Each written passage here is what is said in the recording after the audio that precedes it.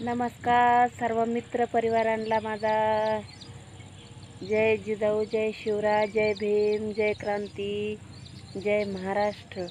तर खूप दिवसांनी मी ब्लॉग बनवत आहे। माझं ब्लॉग बनवण्याचं कारण असं आहे, भावांनो, माझी आय डी जशी काय हॅक झाली होती त्या दिवसापासून मला तुम्ही अनफॉलो का करताय? खूप म्हणजे असे खूप जण मला अनफॉलो करताय। काय कारण असतंय का वरूनच होतंय काही कळलं नाही, काहीतरी प्रॉब्लेम व्हायला लागलाय।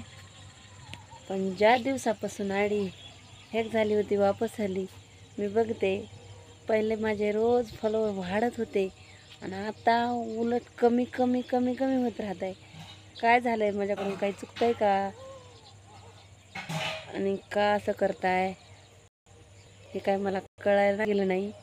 तर तेवढं सांगा तरी कमेंटमध्ये। आणि हे एक विचारायचं होतं, अजून प्रत्येकासोबतच असंच व्हायलं आहे का? प्रत्येकाचेच फॉलोअर्स कमी कमी होत चालले आहेत का? माझेच होत आहे असं मला काही कळलं नाही। सांगा तरी तेवढा खरंच।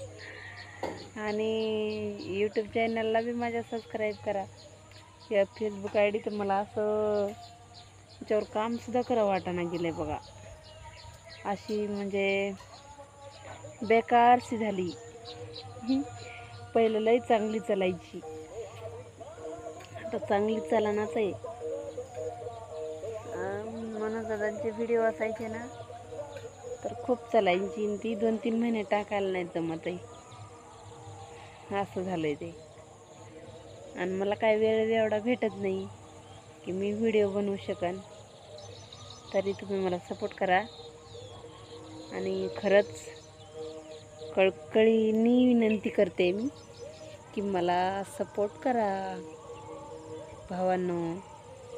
आणि मी मराठा आरक्षणावर तर बोलणारच बघा, कोणी काही करू द्या, मी बोलायचं सोडणार नाही।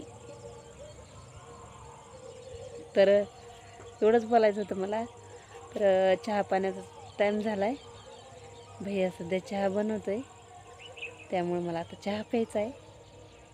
तर छोटासाच ब्लॉग होता, तर लक्षात आलं ना? अनफॉलो करू नका, फॉलो करा।